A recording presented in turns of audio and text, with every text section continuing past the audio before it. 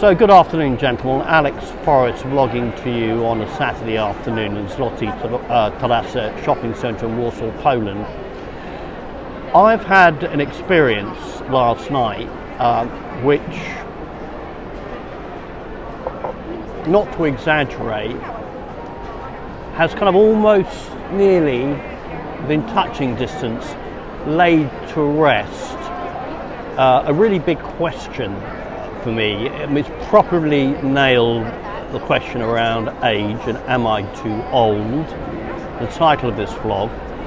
But this vlog is so much more than that, because it's also sort of laid to rest for me, you know, inner demons that have been there, quite frankly, going all the way back to school days, childhood, or certainly my early teens. And if you have read or listened to my book, Too Late Mate, you will remember the early chapters in which I talk about, you know, life before I discovered day game, particularly my times at Haileybury Public School, which was a boarding school of about 600 boys, and they just started to introduce girls, and in their wisdom they were doing so in drip feed fashion, so there were about 50 girls amongst the population of 600, you know, randy boys, most of whom had just hit or been through puberty.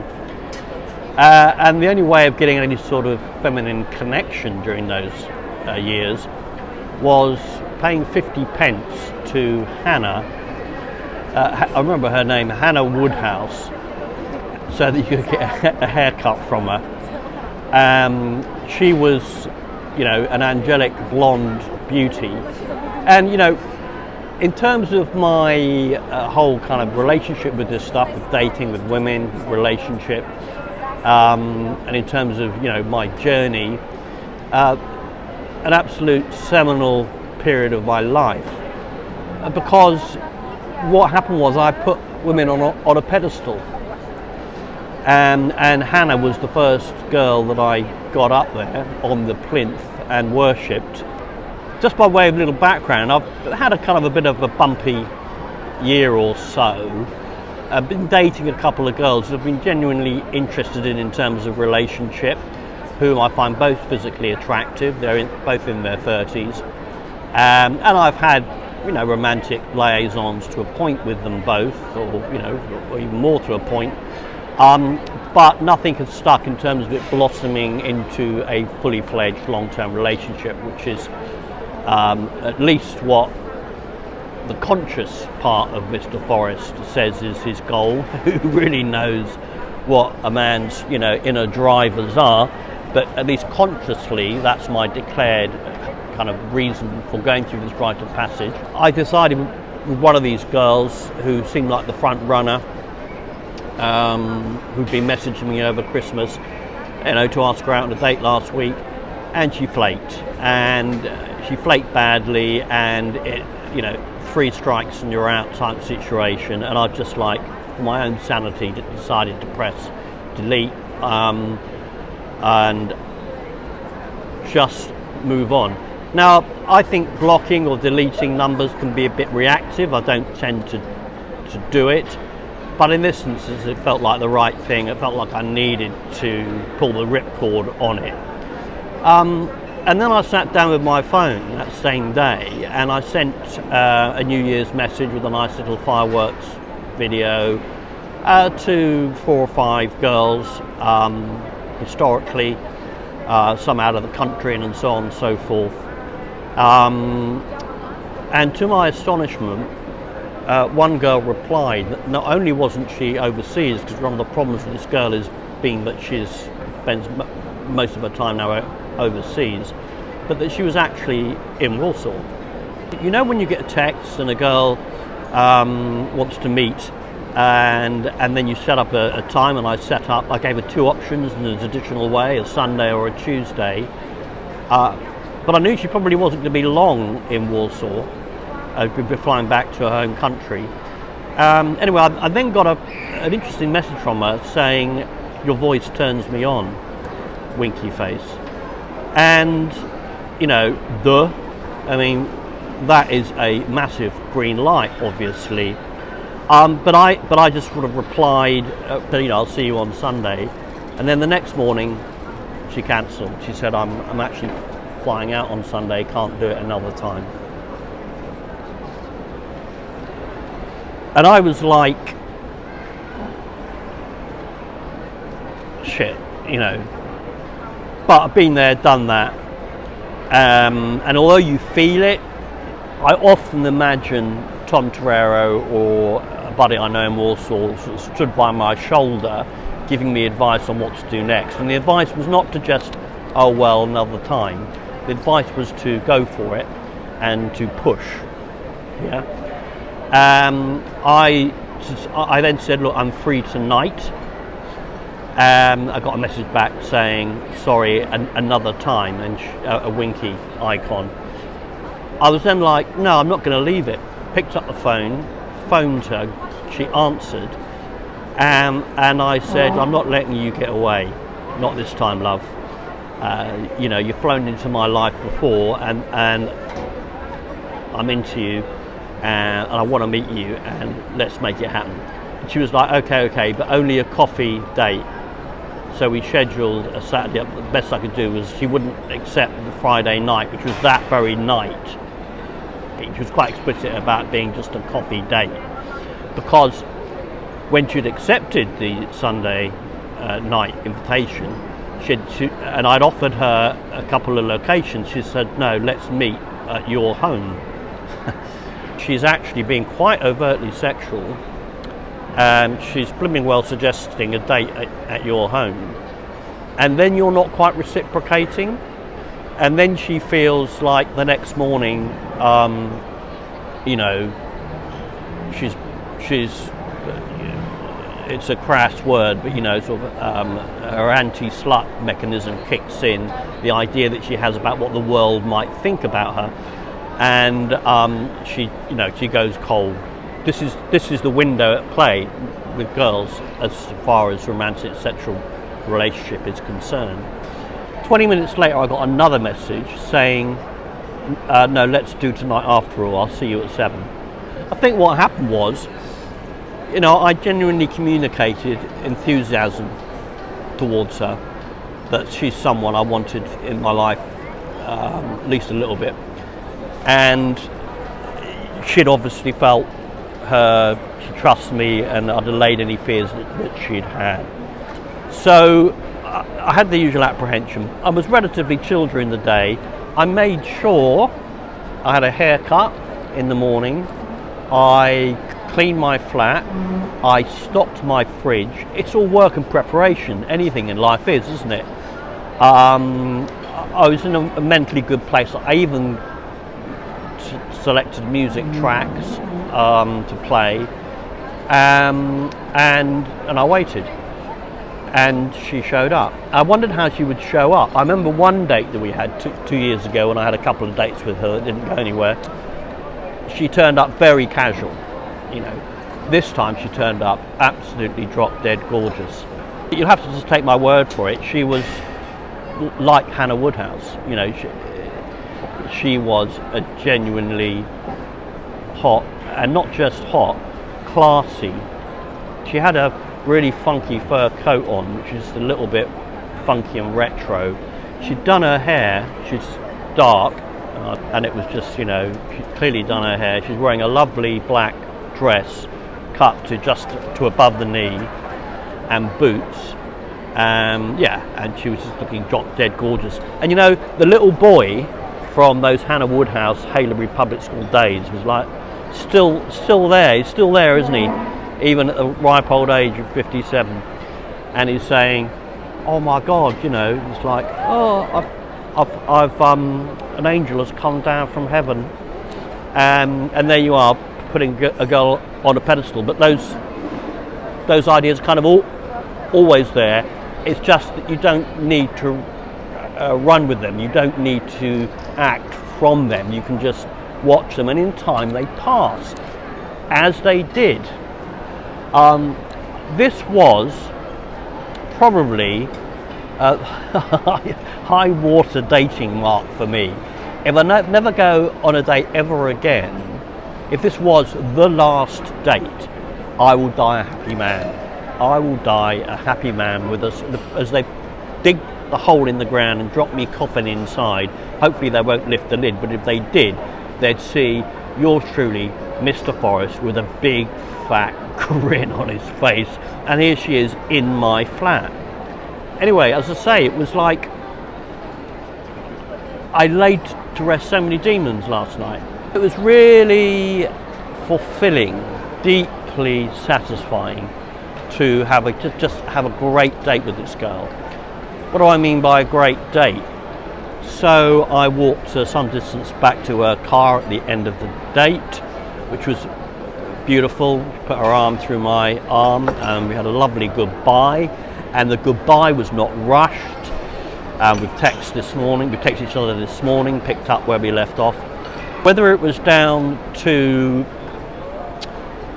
just the gradual, natural moving things forward sexually, whether it was at one point holding her hands, whether it was stroking her hair, also a thing that Dave Diggler taught me at some point in the evening, get her to stand up, don't just be sitting in the sofa all night, break up the evening and got her to have a dance with me. Yeah. Also breaking off the conversation. We had an excellent conversation, like, you know, the honesty between strangers sort of feeling. We haven't seen each other in 2 years. And so, you know, even though the conversation was going great, but don't just linger on the same topic. Create these mini, commercial breaks in the date, if you like, which just help in terms of moving things forward to the bedrooms. Everything just went so smoothly. Ordered some sushi, created a little romantic dinner, little 30 minutes where we just sat at the table. I got a little candle and threw the sushi down and had a lovely romantic date with her. I tipped the chefs very well the day before, in fact, and they produced the sushi dead on time and quick. You know, it was just one great thing after another. The wine was fantastic. She even, would you believe it, likes the smell of cigarette smoke. Didn't overdo it, with the kissing. It was playful but pulled away. And gradually, step by step, there's a whole toolkit of how to handle a girl on the date when you've got her in an intimate situation in your own flat that deserves a vlog all of itself. And then things, progressed further. There was a point, and I think this is really kind of critical, because the guy does have to be holding the frame and leading. I was quite bowled over by her beauty and how well she'd dressed up for the date, and how lovely, and she was behaving in such a kind of a classy way. There was a moment when it kind of moved to mentally, where I was like, I'm the man here. Yeah, I'm the tiger and she's a little bunny rabbit. And that dance happened on the sofa. But there was a tension there too. It wasn't dominating. And in fact, at one point she said to me, what I like about you is you're not a man who I feel that's standing over me. It's a very interesting point, this, because a lot of guys think they've got to be like Donald Trump with women. They've got to be, dominating and strong and in charge, and you don't have to be that dominating figure. You need, dancing is not about dominating. Dancing is about leading. So she actually mentioned this during the course of the evening. I tell you what, it was so magical that at one point we'd broken off to have a cigarette, and she to puff her deliciously flavoured Coca-Cola electronic cigarette, and we looked at her, and I kid you not, the snow started to come down, and it's falling quite thickly. It was just a beautiful scene. And you know how it's always difficult at the beginning of the date, it always feels awkward at the beginning of the date, there's always that tension, and only slowly does the ice begin to break, where you suddenly feel I'm feeling more comfortable in my skin. The conversation is flowing naturally, and you kind of like start to cruise. That never goes away, that apprehension and that initial awkwardness on dates, in my experience. So there it was. It was also really interesting at quite a deep level, actually, because when we were sat down at the table to eat sushi, just a sort of a short romantic interlude under candlelight, and I encouraged her to talk more and tell me her stories, and then she started to quiz me about my relationship status, and she kind of guessed that I'm someone who's never had a long-term relationship in my life, not married, no kids, I even was elastic with the truth and said I'd had a relationship with a girl for 18 months and sort of allowed her to think that I would actually live together, but we hadn't, my first girlfriend. It's funny that, isn't it? And so that was quite revealing to me in terms of my inner kind of hang-ups, that I felt defensive about not having ever had a relationship in my life. And it was so funny because I then started to get quite, not defensive, but I sort of put the case for why I'm actually a perfect candidate for a relationship, because I've not got any of the, marital or partnership debris in the rear window that a lot of people do have. And we had this sort of ding-dongy moment where we were sort of tussling with this question, and she was trying to put me in the box of someone who can't have a relationship now because they haven't developed the relationship skills in the past, which was quite an interesting dynamic. I teased her at one point, you were the good girl and now you're the naughty girl, and she's just having fun. And I actually produced my book, Too Late Mate, at one point and flourished it, but wouldn't let her read it and teased her with it. But I said, look, I've been on a similar adventure where I just, for a period of time, just really learned to have dates with genuinely attractive girls and enjoy them for the date's sake. That seemed to drop a penny for her and relax her. And it was so interesting because afterwards I thought, you know what? She didn't want me to be the guy who wants the relationship, and she wants me to be the guy who's a lifetime playboy. That's what she actually wanted. She kind of wanted to check that I wasn't going to be chasing her and sending her flowers and making up proposals of marriage, the very next morning. And I had this conversation I'm having with you now, I was having with her, about feeling that you're somehow inadequate if you haven't had a relationship. That's in society's eyes. You are single, and that's something that you are stigmatized for. So there's kind of a process of letting go of that during the course of the evening. To come back to the conclusions, or the takeaway, if you like, it was, number one, oh my word, age is irrelevant for a significantly big proportion of the female population, attractive female population that you are interested in. It is just irrelevant. Now, I've had romantic liaisons before with younger attractive girls, but still not felt. I still had the feeling that I was kind of too old, didn't have it, or whatever it was, even though it had gone all the way to sex. But with this girl, it was like, oh my God, she's actually genuinely attracted to me. Sexually. Where will it go? Well, who cares in a way? That's not the important thing. It might go somewhere, it might not. The important thing is that I have learnt, and I have laid some demons to rest. And it's just also equally important, as I say, I did hesitate about doing this vlog because, it's personal, isn't it? And if the girl knew I was doing it, well, it was going public, what would she think?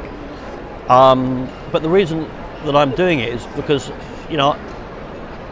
it's just so important to share good news, to share good stories, and for guys watching this, and I kind of put myself in that category as well, me watching the younger Mr. Forrest, to acknowledge that it can be done. But most importantly, and this is kind of what I live and die by, is achieving excellence in life, in particular areas of life, such as in women and dating. So that's vindication. If you apply yourself, if you acquire the skills, if you're patient and persistent, and if you can take rejection with a smile, eventually the day game gods will wave their magic wand and bless you with what, as far as I'm concerned, is the romantic experience of a lifetime.